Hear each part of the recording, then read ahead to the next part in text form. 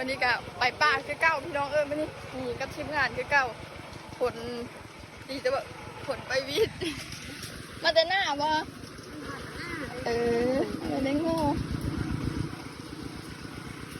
ตัวข้างนะเบาได้บอกโหดสุดๆนะตีรถกระเซมานำทางพี่น้องเซจนสุดทางเลยรถนะ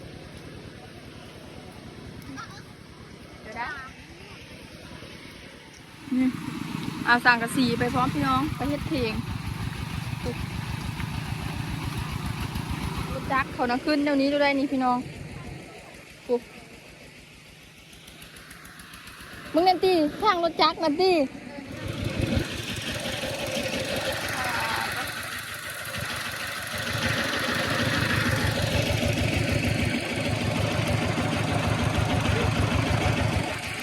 พี่น้องไปก็ไปไม่ได้ตอนนี้ไม่น้ำนะเลิกตัวนี้ก่อนนะ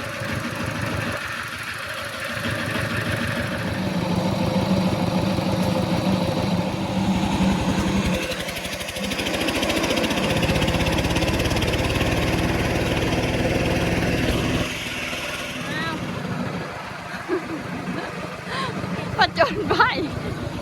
มึงแน่ทางนะพี่น้องลงไปนะขึ้นมันจะพุดละเดี๋ยวหาโคตรมาเสิร์ฟพันดินนี่มันมีเหนียวก็ใกล้แน่เราอันนี้ดินเหนียวแห้งอะดิบดินกันแล้วพี่น้องเอ้ยขอโทษนะละยาข้างหน้าวันนี้คันนี้บินมีถามว่ามีอยู่2-3บ่อนพี่น้องที่มันยาแห้งนะเกินความสามารถเขาเด้อ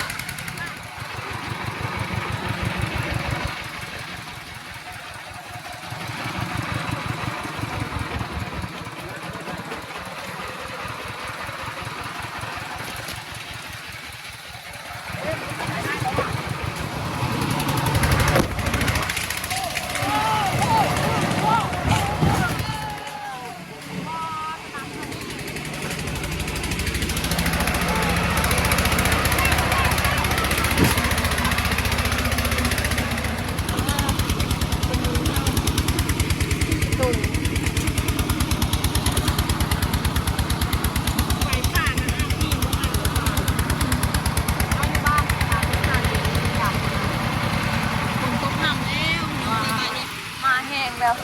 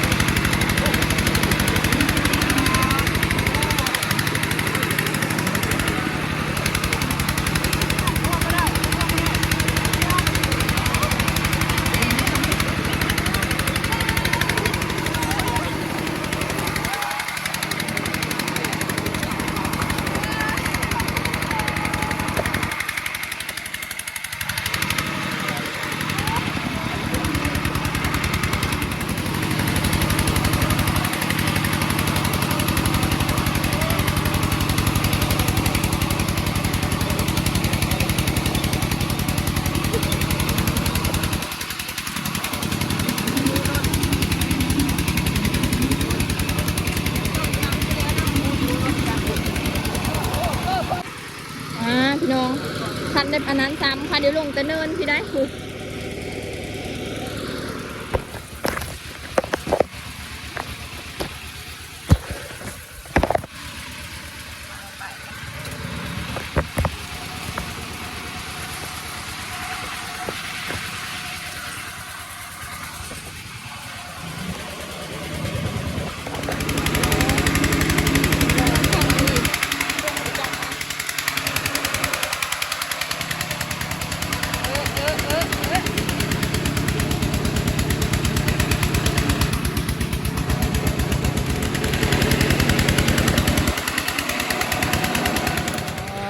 วิทย์น้ำทางก็ยังสุดยอดคือเก่าพี่น้อง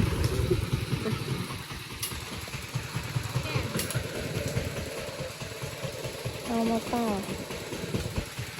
เขาแกงน้ำเตานะ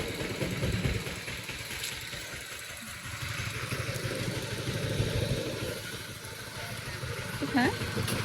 เฮ้ยอะไรเนี่ยบุ้ง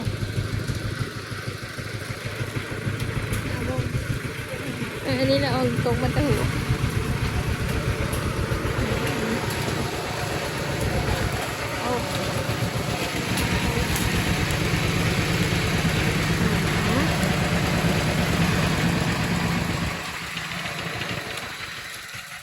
ประหลาดลูก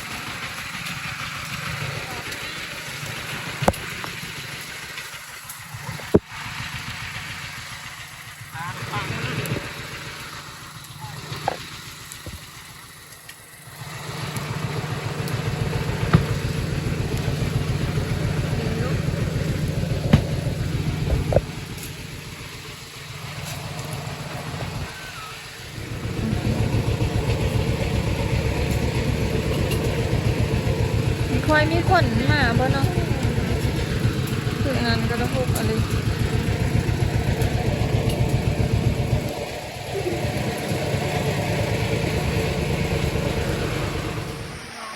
มาก่อนแล้วพี่น้องเลยมาก่อนแล้วก็พอดีเป็นเพิ่งพอดีหาอาบน้ำอาบในแล้วพี่น้องวันนี้แบบปุ๊บวับเลยนะคลิปกันมันดีนั้นก็เลยมาเปิดกันดึกเลยพี่น้องพอเดี๋ยวมาหาอาบนะข้างหน้าห่างนะ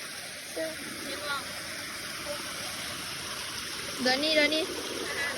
เห็นว่าน้ำลายอยู่ที่โอ้ยวันนั้นจะทำวันน้ำลายดีทำ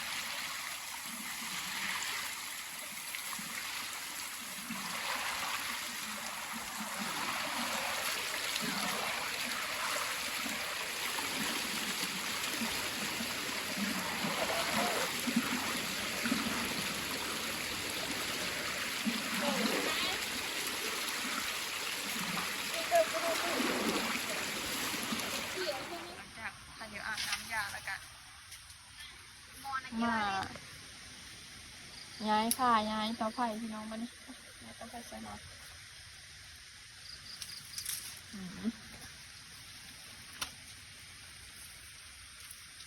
ย้ายมันเพราะว่าเขาจะเอารถไถเอามานะค่อยกับเจตี้นอนรถไถค่อยบีมี่นะบีมี่อู้ก็เนี่ยอะไรอู้กัน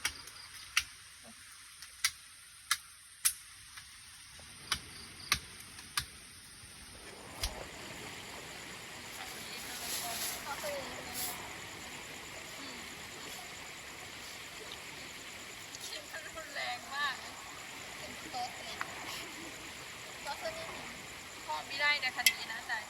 ฟาดอย่างเดียวเอาหินไปฟาดเราพ่อไม่ได้ชอบมันออกมาเธอโตเลย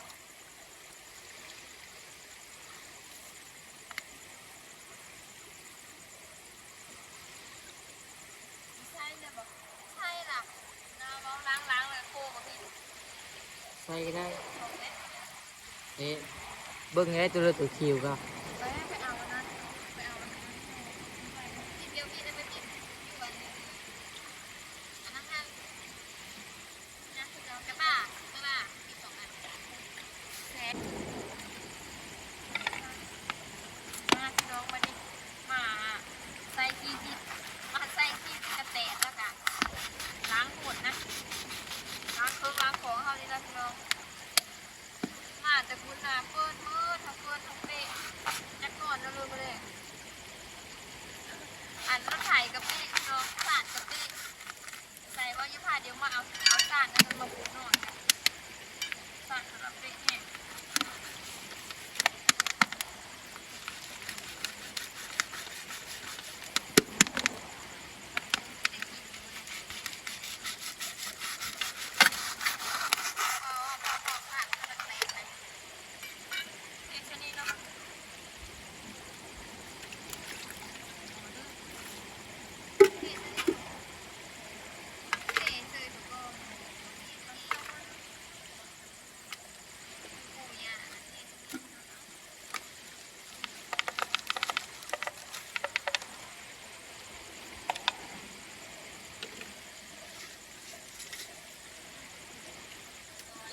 ใส่ตะกะแตนทอดเบิร์ดพี่น้องอันแรกกินแรกเขาไม่ได้ค่าหอดกันดึกแห้งละพี่ได้เอาไฟฟ้าน่าจะไปก้านแต่ว่าที่เข้ายากเพื่อนพี่น้องเพื่อกระเมยได้นะกระเมยขับรถถือว่ามีบ้านนอนสุดๆจะได้ลงทุนกันเลย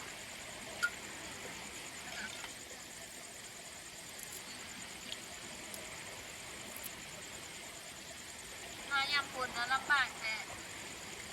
วันอยู่พี่น้องวันอยู่วันเสาร์ค่ะมันเป๊ะได้เลย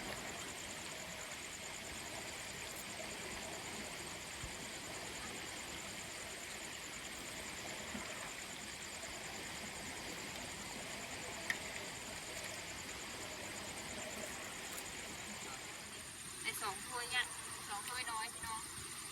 ล้างกันดิเกยนิ่มกันอย่าไปเชื่อแล้วถ้วยใหญ่บ่เอาเลยอันนี้ละอาหารแรงเขาดีแต่ว่าเอามาแต่บ้านพี่น้องเอ้ยตุ๊กมัน30,000บอกดิน้าเพิ่งซื้อเมื่อเช้านี่มันยุ่งเหยินอยู่บอกกินซ้ำเลยบางที่มันอึดที่เดือกระแสบหมดมันหันด้วยนะนี่พี่น้องน้ำฮ้อนหลังจากที่พาเดี๋ยวนั้นแล้วเรียบร้อยแล้วก็มานึ่งข้าวพี่น้องบันนี้นึ่งข้าวกินข้าวละบันนี้นะนึ่งข้าวซุปละเดี๋ยวครูตะกะแตนแล้วก็กินข้าวแล้วก็พักผ่อนพาเราได้พักผ่อนไงคันนี้พาเดี๋ยวไปเซอร์เบสกันเนาะแย่แม่นั้นล่ะเขาน่าจะได้เสื้อเยอะซอยข้าเจ้าแล้วก็เขาจะสาเพิ่นไปอันนั้นเนาะไปการกับเสื้อเบสเลย เป็นอะไรที่ความรู้สึกเป็นอะไรความรู้สึกมาป่าหอมนี่ฮะกิบกิบน่าจะกิบสาๆบอกความรู้สึกความนี้มันเลยธรรมดาอยู่เคยกะมีธรรมดาแต่รู้สึกแบบบนนอนเฮาล่ะมันเป๊ะนะ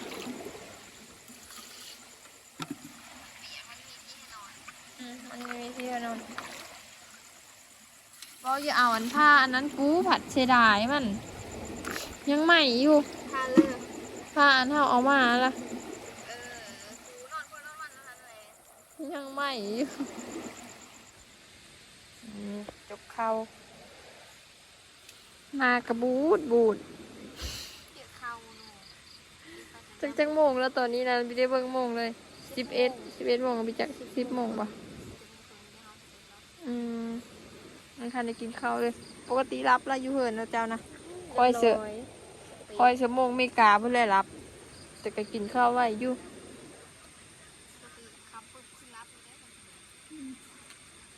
พี่น้องหลังจากขึ้นมาได้ซื้อข้าวแล้วก็มานั่งเฝ้าต่อไฟหนาวพี่น้องเลยบนนอนเขาก็พูดย่างเอาหน้าอันสาดกะเพราะว่ามันเป๊ะพี่น้องเอาก็เอาสาดมาอันเดียวนึงห่างกันเนี่ยนี่มันก็เลยเป๊ะย่างเอานอนได้อยู่พี่น้องมือเขา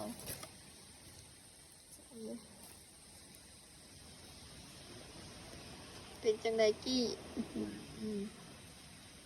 อะไรคือ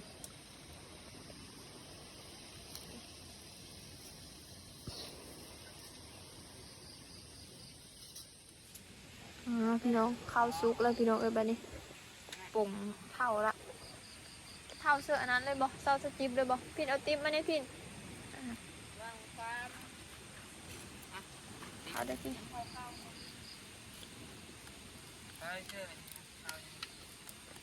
ได้ปะ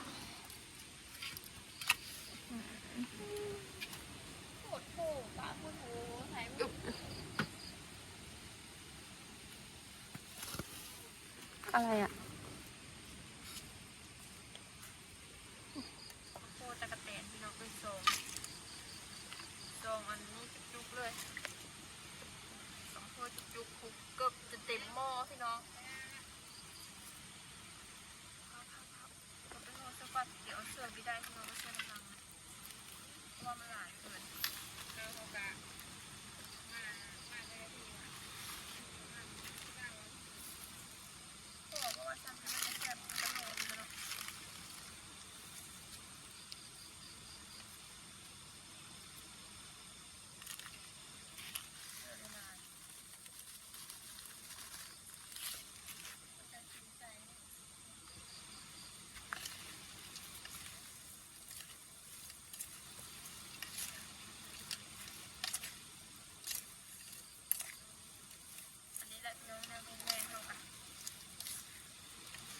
น้ำมันซื้อมาตัดจะได้ของกินเอาไหมเดี๋ยวโค้งมันแห้งก่อนจะซาวยังเอาเชื่อน้ำมันนะ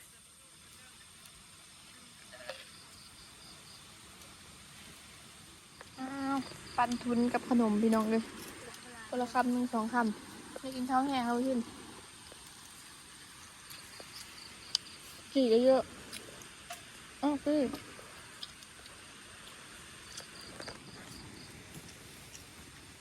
ขนม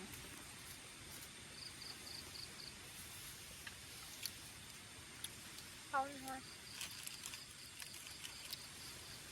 เข้ากับเฮ้ยสูตรโลกอ่ะ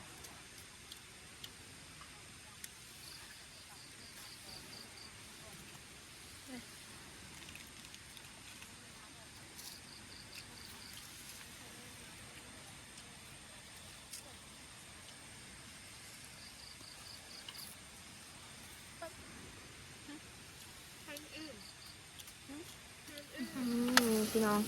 เสืออันนั้นเรียบร้อยสุกแล้วก็แดงๆแบบนี้เลยเสือน้ำมันแล้วเรียบร้อย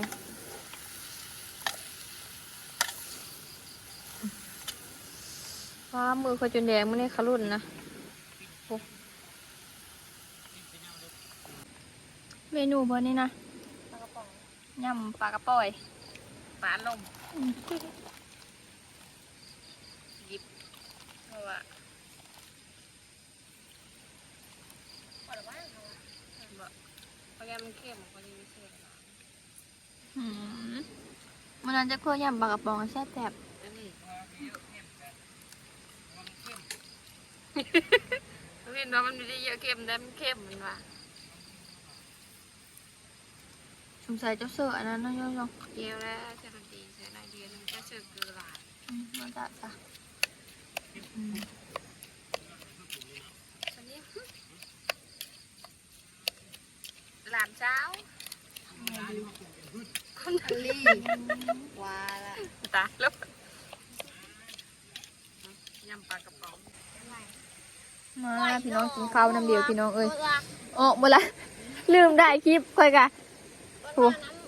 อันอยู่อันกินนะจนยังเมิดละอันนี้ก็เมิดอันนี้ก็เมิดอันนี้ยังอยู่เพราะว่ามันเข้มโพดมาเข้มมาดี กินตะคามันนะครับ อืม ล้างน้ำไม่ได้ มาพี่น้องกินข้าวน้ำเดียวกินเครื่องท้องละยำปลากับป๋องทองมาเปล่าข้าวแบบเดี๋ยว อย่างเท่าขนมได้ถูกไหมอยากให้มันทำไง เยอะนะก็เยอะทำข้าวแกะอันนั้นบ่เพิ่มข้าวมันจะก่อนที่มันยาวอ่ะ ให้ไปลึกอ่ะไปชูนโมกแล้วเนี่ย